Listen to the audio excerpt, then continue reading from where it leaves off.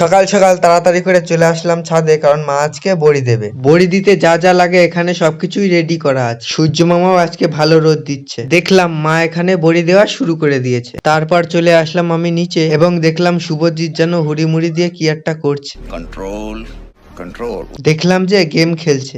তারপর সকালের খাবারটা কমপ্লিট করে আবার চলে যাই আমি ছাদে। ছাদে আসার পর দেখলাম বড়ি দেওয়া কমপ্লিট হয়ে গেছে। এই চাউড়তে ধরিনি, তাই এই দুই জায়গাতেও দিতে হয়েছে। আমাকে এখন এখানে বসে বসে বড়ি পাহারা দিতে হবে, কারণ হনুমান এসেছে তার জন্য।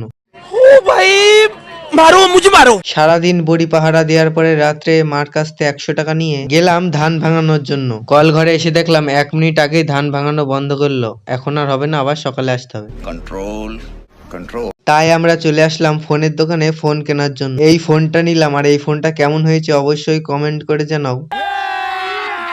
अभी मजा आएगा। তারপরে চলে আসলাম বাড়ি, আর আজকে মিনি ব্লগটা এখানেই এন্ড করলাম।